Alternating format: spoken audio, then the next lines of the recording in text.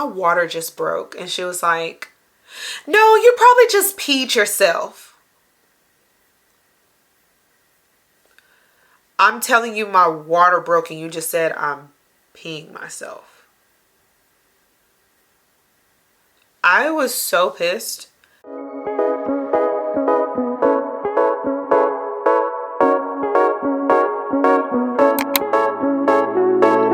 Hey guys, and welcome back to my channel. I'm Ashley Janae. Thank you so much for tuning in for today's video. I just wanted to dive into birth vlogs. Oh my goodness, I've never just talked about my different births that I had. I have 3 beautiful children, and I've never really talked about my birthing experience anytime, or I've never really shared it with anyone, especially not on social media like in this depth.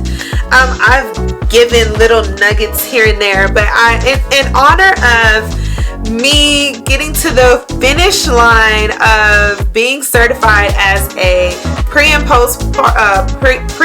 and postpartum doula, birth doula, childbirth educator, and a breastfeeding counselor, I just let me share my birthing experience and why it has driven me to start my own birthing services. I'm just super excited. I'm almost close to being done with my certifications, and I just cannot wait to be that help to mamas, especially women of color, my black sisters, as well as many other women that just needs that support and needs that help through their journey of being pregnant and also transitioning into that postpartum phase. And I also want to be that sounding board and that support system for my mamas in waiting. And what I mean by mamas in waiting, I mean my women that are dealing with infertility. As a woman that has dealt with infertility for 13 years, I know all of the struggles. I know what it's like. I will do more of in-depth of my infertility journey in the future. I will be getting to that. I've been saying that I really need to talk about it. I haven't really been talking about it a lot lately. I used to talk about it a lot, but lately it's been really hard transitioning into that phase of I'm dealing with the infertility versus I have overcome infertility, and not only overcome, I have my children, so I'm trying to really figure out that transition there and but still be that support for women that's still in infertility. But I want to be that fertility doula for mamas in waiting as well. So I'm just super excited for the launch that is to be coming soon. I will be working on my launch this week, just getting prepped for everything. I want to launch it for the goal is March 1st, so I'm just really excited. So I will be starting next week on getting everything done, to all of my contracts, to building my course for my childbirth education, for my yoga, for my mamas. I am yoga certified, so I'm super excited. I'm just so excited to just get into that part of life, to be able to start my own business, and not only start my own business, but I'm helping women the way that I've always wanted to help. So let's just jump into it for my first birthing experience with my daughter Alaina. She is now 12 years old. She was born in 2010. It really started out as, it was on a Sunday. I remember it vividly, literally it was on a Sunday, and at that point I really wasn't driving much because I was like, I'm just over everything in life. I'm over driving. I'm just over being pregnant at this point. And my mom called and she was like, hey, are you going to church this morning? And I was like, no, because she got to the point where she would just pick me up because I just did not want to drive. I was just like, oh, I'm over it. So I told my mom, no, I'm just gonna stay home. I'm just tired. I'm just not in the mood. So while I was at home, I was just nesting. I was just, doing laundry, folding laundry, and I just was having these pains every 15-20 minutes or so, and I'm just like, oh. But it wasn't just overly painful. It was just tightening, sharp tightening. And it would just make me just lean over to the side like this. And I just kept going in my head, you know, this is my first baby. These are Braxton Hicks. This is really nothing, you know, nothing serious. And only reason why I said that because one, I was uneducated, knew nothing about giving birth. And number two, my doctor was telling me that no, you'll feel the contractions like all over or something. I forget exactly where she told me I would feel it, but that's not where I was feeling the contractions. And that really did bother me because she was just so general. She was so textbook. Like, you can have contractions in your back. Your back can be hurting and you're having contractions. You don't necessarily have to feel them specifically targeted to one area. Like, that's not how it goes. You can feel contractions going down your legs. Like, I had each pregnancy, my contractions were so totally different. But for my pregnancy with my daughter Alaina, like, literally I was having contractions all day. But I was listening to my doctor, not educated on, you know, the birthing experience and how that process goes. I just went with the flow and just like, you know, there's nothing. It's just close to that time. And at this time, I was like 39 weeks. I was almost to my due date. My due date was Christmas. It was either Christmas Eve or Christmas. I can't remember exactly when my due date. Like, I left that doctor after that because I just could not stand how just nonchalant she was. And I was just like, oh, like, that just wasn't the perfect vibe. Wasn't a perfect vibe. I just had bad taste with her. But because I've been with her ever since I was a teenager, I just felt like I had to stay with her, not knowing that, you know, I need to just dip out and leave. I should have left months ago. And so I just went throughout my day just cleaning the house and doing laundry. And later on that evening, my husband at the time, I'm divorced, I'm remarried, but my husband at the time, we went to my parents' house and we just hung out there for a little bit. And I told my mom I was just sitting in the bed eating some pizza, and then I was like, oh, I gotta go to the bathroom. So I went to the restroom, and as soon as I sat down, I saw that it was blood in my underwear. It wasn't like alarming, it was just like a little pink reddish. And I was like, mommy. And she was like, what is it? I was like, is it supposed to be right here? She's like, oh my gosh. I'm like, what? It was so funny. She was running around the house like, it's time. I'm like, what? And then she like called my grandmother. She called her mom. And she was like, well, Ashley said this is going on. Because my mom, she was like, it's been so far removed, she don't remember. So she called my grandmother, which done had like 10 babies, so she knows. And she was like, yeah, it's time. So anytime now she'll start, you know, the show's about to begin at some point. So we were just waiting, and like literally right after that, boom, the contractions hit, and it did not stop. That was the worst experience ever. Like, literally, I was like, well, let's go. Like, before it hit, like, I was like walking down the hall. I was like, okay, well, let's go back to the house and get my bag and stuff just in case. And literally, I was stopped in my tracks when I started walking towards the end of the hallway. And I grabbed onto the door. And that contraction hit me so hard. And it didn't stop. Literally, from that point on, all the way till we got to the hospital, the contraction was non-stop. It just would not stop. Like, contractions, you get a contraction for about 30 seconds, no longer than a minute, then you get a break. No, literally, this contraction started and did not stop.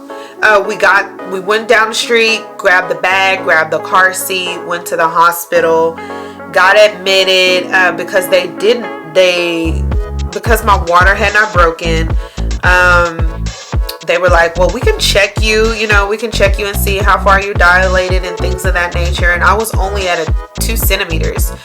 And but they was really concerned because, I was in so much pain, like it just wouldn't stop. And they hooked me up to the monitor, and I kept telling them, I said, this pain will not stop, like my contraction won't stop. And so they hooked me up to the monitor to monitor the baby and monitor the contractions. once they started getting that reading, it's like, oh my God, her contraction won't stop. Like, I'm telling you, it won't stop. Like, give me something to help alleviate this, because the pain was unbearable. Like, it just would not stop. Like, it was just constant contraction. It's just not, it's not happening. So I was able to get some pain meds in my IV. It made me sick. I threw up, and after that I was good. Like, I was able to relax. I was like, whew, thank you. And I was able to, you know, move forward with my labor.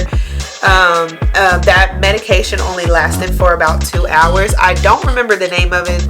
This was like almost 13 years ago, so I honestly don't remember the name of the medication they gave me, but it came back with a vengeance. And when I tell you, that contraction just kept going. Like, it wasn't a stop, a contraction, we're gonna stop and break, contraction, we're gonna stop and have a break. Like, no, like, I don't know why, but my contraction was that, and it was constant. It just would not let up.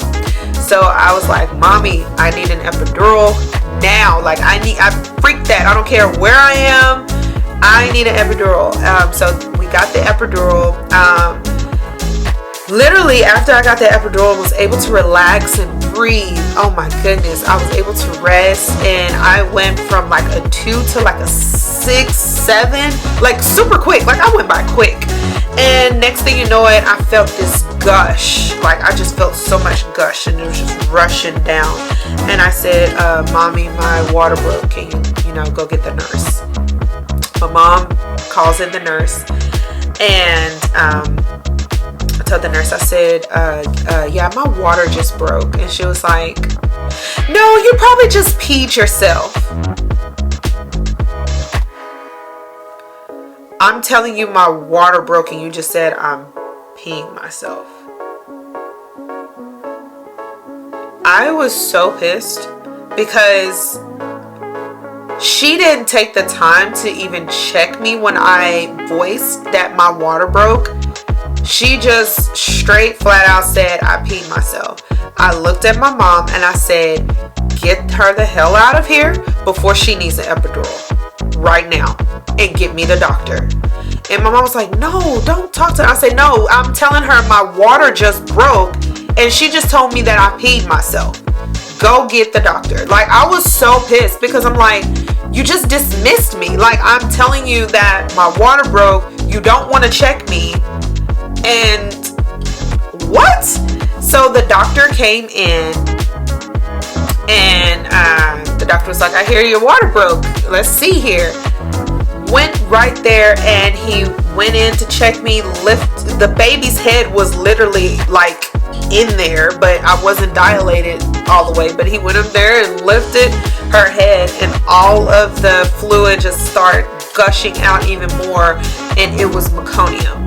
And it was like, let's rush her to emergency right now. I didn't know how it looked, but the look on his face was like, let's go right now. I was so pissed, and I'm so thankful to God that he gave me that strength to be able to speak up for myself, because for one, I knew nothing about doulas. I knew nothing about childbirth education. So, I mean, I'm going in this blind. My mom, you know, she's from a generation where they don't know anything about doulas. They don't know anything about childbirth education either. So she's just going off based on experience. You know, that's all we have. That's all I had. And so I'm just so thankful that I had that opportunity and that strength to be able to speak up for myself, and to know when to speak up for myself. You know what I'm saying? Even in the midst of going in, being in labor and things of that nature. So they rushed me into emergency surgery. My husband at the time had went back home, because, you know, I was sleeping, nothing was going on. He had just started a new job, so he couldn't miss work. Like, literally, when I say just started a new job, I mean literally just started a new job, like he was in training. And so he went back home after they got me calmed down and had the epidural and things of that nature. So he had went back home, tried to get a little bit of sleep.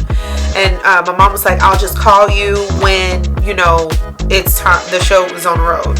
So They rushed me to emergency surgery, and he made it back to the hospital literally right on time.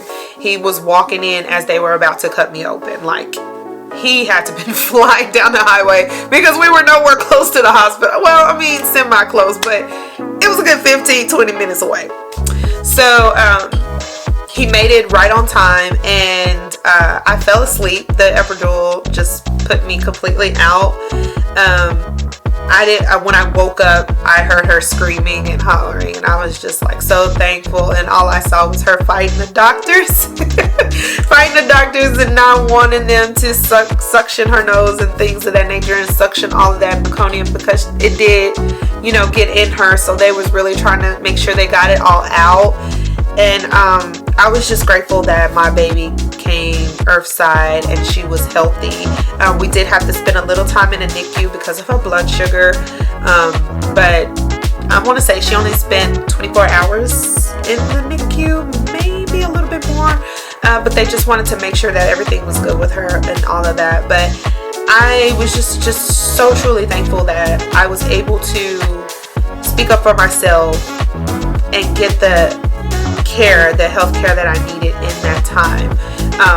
That nurse was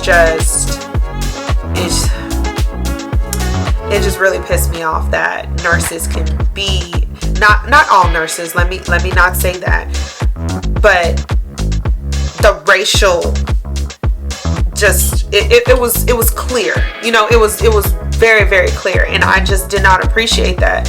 And I'm just so thankful that I had my mom in the room with me. Like, she was my doula, even though I didn't know anything about having a doula. She was that for me at that time. But I'm just so proud of myself that I had that, to be able to speak up for myself and for the health and well-being of my child. And that's, when I look back at that, that is one of the main reasons why I am trying my best to get my services up and going, so that women of color don't have to experience that, don't have to experience being dismissed in the midst of pain and agony. Like, you're trying to bring a child into this world, and you're telling them what's going on with your body, but they don't want to listen. They don't want to see you as a human being. Like, they just see you as, oh, this is just a patient. No, I'm a patient, and I am a human, and you are obligated to help me. And I just don't appreciate how there are some people that are in healthcare that just do not care about women of color, and don't care enough to make sure that they're okay. Because at the end of the day, if they were in that position, they will get the health care that they needed, just for the simple fact of their fair skin, because they're white. Like, it's crazy. And I just want to be that sounding board. I want to be that voice for moms in the midst of while they're laboring. I need to be able to communicate what they need. I need to be able to communicate their desires and their wishes, and how they see and how they want their births to be. And that is my goal. I want to be there for moms and be able to help them to translate to these doctors and to healthcare providers that may just overlook them. And it's also about educating the spouses as well, because my husband at the time, he didn't know anything. This is our first baby. Like, we didn't know anything. And we were young. We were 21, when we had our child. So not having that education and not knowing that we need that education, it just really just drives me to be able to provide that quality education and helping mamas and new daddies, to know what is okay and what is not okay, what is acceptable and what is very much unacceptable when you choose to go to a hospital for your birth, or wherever you may be, to get that health care during your pregnancy, birth, and postpartum. We need to be able to have someone there to support 100%, and that is why I am just on this journey to being a doula, a full spectrum doula all the way around, and I'm so excited about this journey. And that is my birthing experience for my daughter, my first birth. So I am super excited for sharing that birth with you guys, and look out for the next 2 videos. I have 2 more birth stories for you guys. And if you have not already subscribed, please go ahead and subscribe. You will not be disappointed. You will not be disappointed. And I just cannot wait to bring you guys on this journey of my new entrepreneurship, my new business, my new full spectrum birthing services. I am so excited about it. Can't wait to share the lunch with you guys. So stay tuned. Until next time, see you guys.